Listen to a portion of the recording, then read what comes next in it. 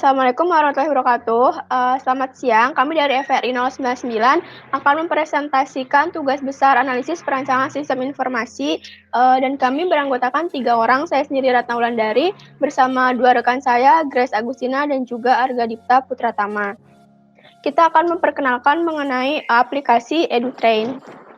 Proyek objektifnya berikut merupakan tujuan diadakannya proyek perancangan sistem informasi untuk produk pelayanan edukasi anak yaitu bernama EduTrain dengan menggunakan aturan Smart Data Specific, Measurable, Agreed Upon, Realistic, and Time-bound. CVFRI ini memiliki batasan pada pembuatan proyek dalam sistem pengelolaan data tersebut. Pada kasus ini, batasan-batasan itu meliputi sistem jual beli dan juga keuangan perusahaan.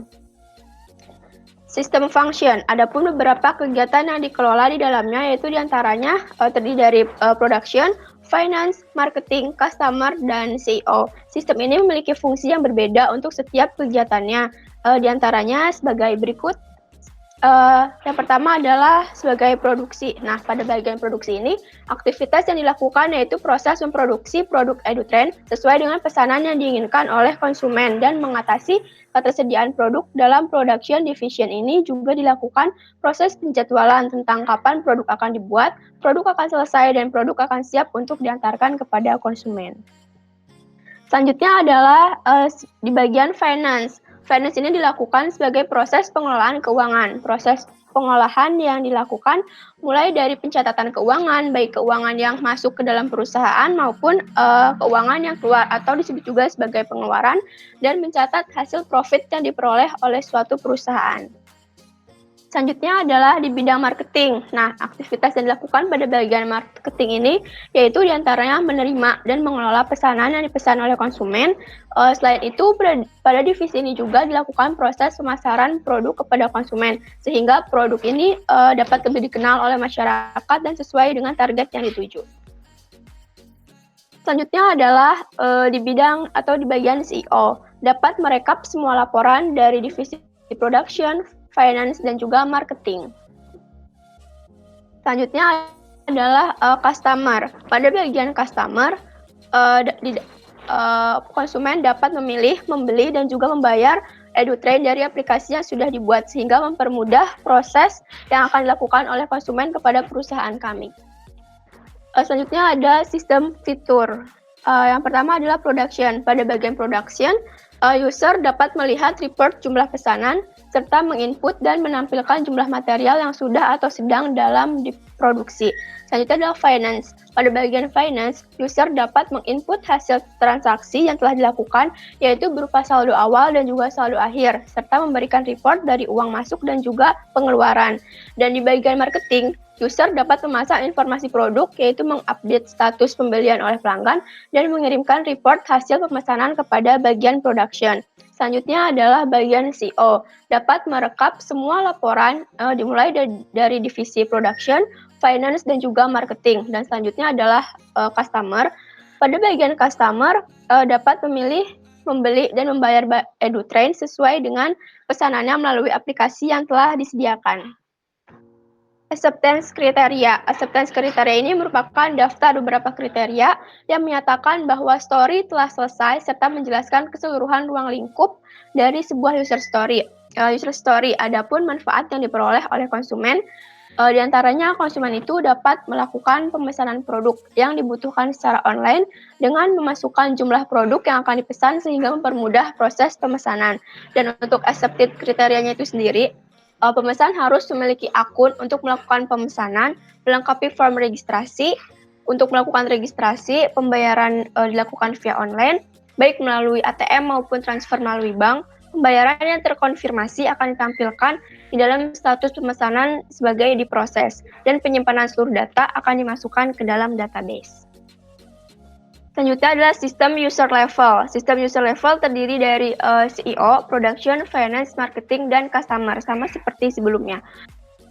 Business requirement. Pada proyek kali ini, kita menggunakan metode waterfall, di mana metode ini menggambarkan perangkat lunak secara berurutan, dimulai dari spesifikasi kebutuhan pengguna.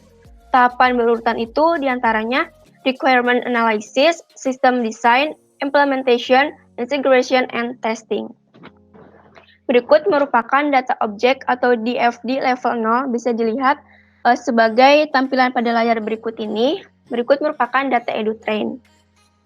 Dan berikut ini merupakan file and database structure atau disebut juga dengan IRD. Bisa dilihat sebagai tampilan pada layar monitor sebagai berikut. Baik, selanjutnya saya akan menjelaskan file and database structure ataupun class diagram. Class diagram yang digunakan yaitu untuk bagian marketing, CEO, finance, production, dan customer yang bisa dilihat pada bagian yang terdapat pada layar. Selanjutnya, use case diagram untuk bagian CEO. CEO dapat melakukan login, lalu bisa melihat report dari seluruh departemen, melihat data karyawan, dan juga mengkonfirmasi bagian report. Selanjutnya, terdapat use case diagram untuk bagian production, di mana bagian production dapat melakukan login, melihat stok bahan material, terus melihat informasi, melihat order, dan juga melihat kapasitas dari produksi. Selanjutnya, ada use case diagram untuk finance, di mana pada bagian finance ini dapat melakukan login, melakukan pembelian raw material, lalu dapat melakukan balance, melihat report finance, melihat report order pembelian yang telah dilakukan oleh customer, dan juga mengkonfirmasi status pembelian. Untuk use case diagram sales and marketing, dapat melakukan login, menentukan aksi dari marketing, menganalisa market share, dan juga memprediksi proporsi dari goods sold atau jumlah yang terjual. Selanjutnya, ada use case diagram untuk customer. Pada bagian customer atau konsumen, dapat melakukan input order, melakukan login, melakukan pembayaran, melihat list order, dan juga melihat report invoice. Selanjutnya, ada activity diagram yang digunakan. Yang pertama, activity diagram untuk CEO, di mana CEO dapat melakukan login dan melakukan beberapa aksi atau aktivitas yang terlihat pada bagian tersebut sampai selesai atau logout. Selanjutnya, ada activity diagram untuk customer atau konsumen. Konsumen dapat melakukan login, di mana login tersebut ketika username dan passwordnya telah benar, bisa lanjut ke aktivitas selanjutnya, namun jika belum benar, dapat melakukan login ulang. Lalu konsumen dapat melihat menu utama, di mana di menu utama, konsumen dapat memilih untuk melihat list produk ataupun list order. Dan selanjutnya sampai konsumen keluar dari transaksi dan melakukan logout. Selanjutnya, terdapat activity diagram untuk bagian produksi. Produksi juga dapat melakukan login, lalu juga dapat memilih aktivitas untuk melihat list produksi ataupun melihat report order. Lalu selanjutnya ada activity diagram oleh bagian finance. Jadi bagian finance dapat melakukan login, lalu melihat menu utama, melihat report aliran kas, dan juga mengatur aliran kas tersebut. Selanjutnya, terdapat activity diagram untuk bagian marketing.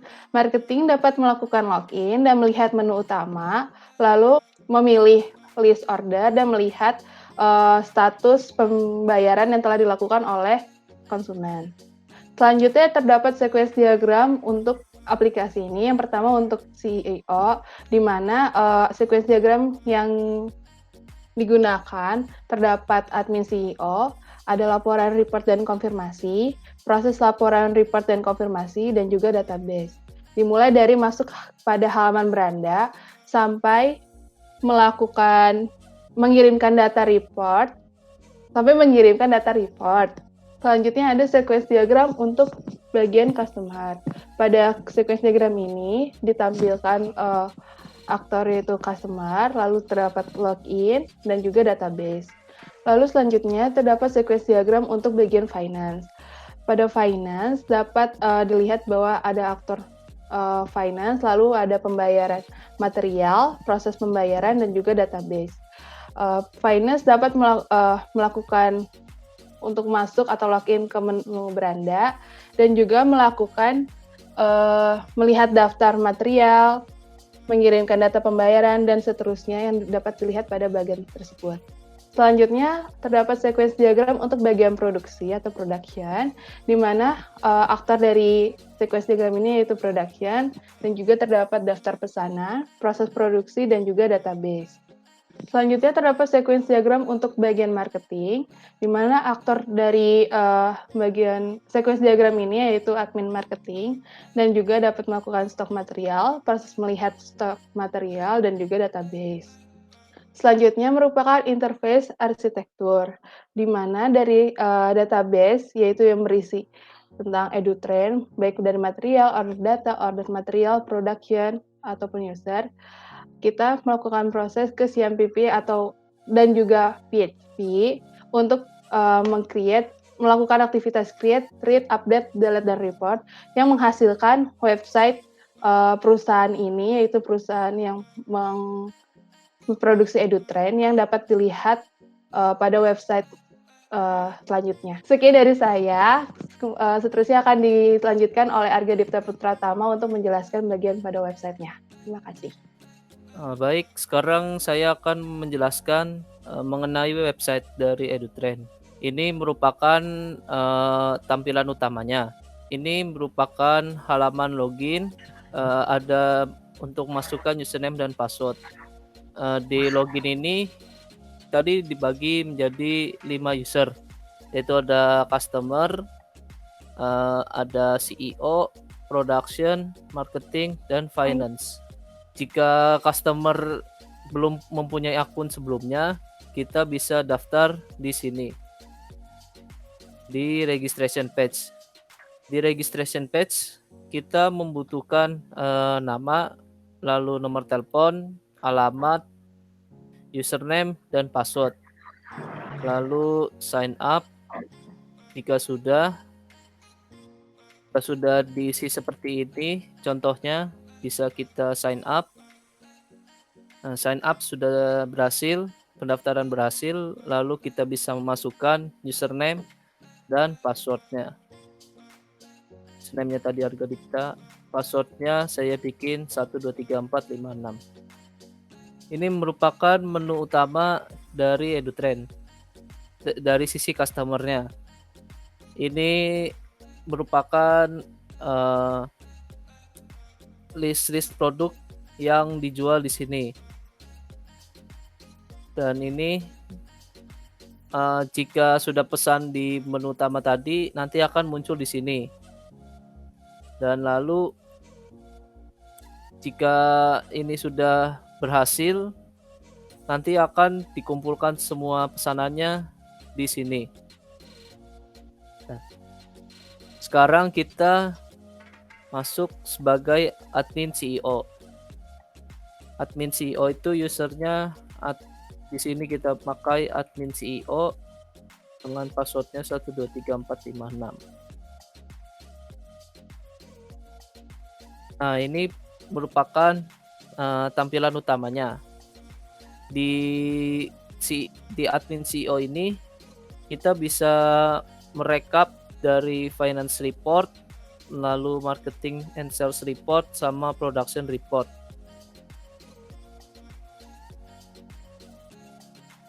Nah, di finance report ini kita bisa mengetahui pemasukan dan pengeluaran dari perusahaan ini. Nah, kalau marketing and sales report seperti ini. Ini dari customer melakukan pembelian EduTrend. Nanti hasilnya di sini. Nah, ini merupakan jika ingin melihat rekapan dari tanggal, bulan, dan tahun.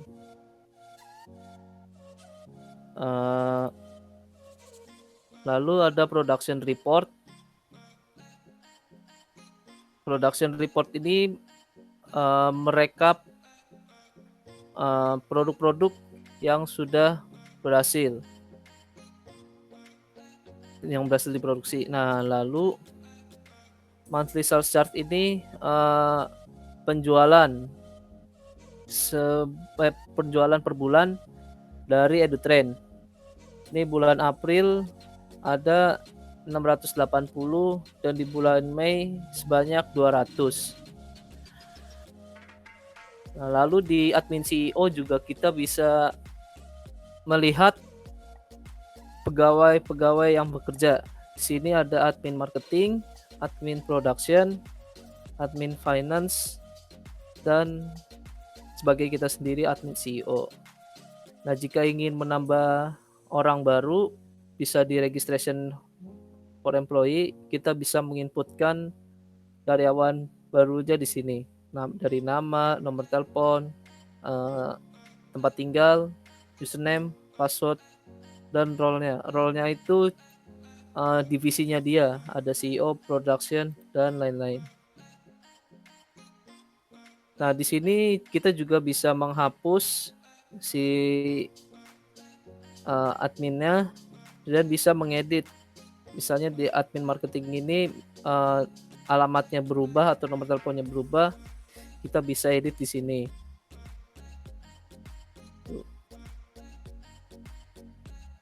Nah, sekarang kita masuk sebagai admin production. Ya, passwordnya juga sama, 123456.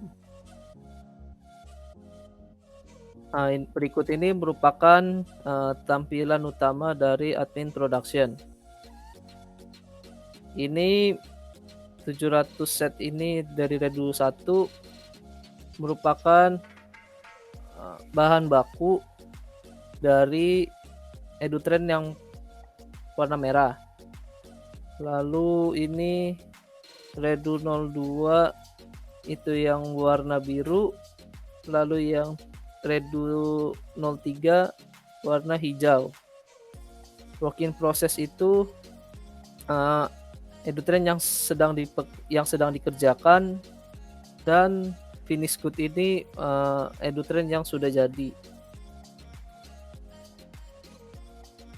Di sini ada main menunya, ada product list,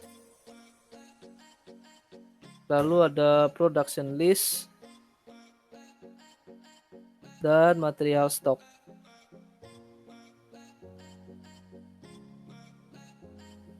Nah, sekarang kita masuk sebagai admin marketing. Passwordnya juga masih sama, 123456. Nah, berikut ini merupakan tampilan utama dari admin marketing. Ini ada pesanan baru sebanyak 1 dan terjual ke 6 orang. Nah, main menunya itu ada product list, lalu ada order, dan ada report.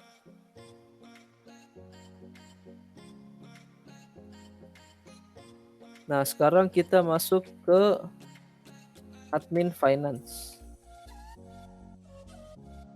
Passwordnya juga masih sama, 123456. Nah, berikut ini merupakan tampilan utama dari admin finance.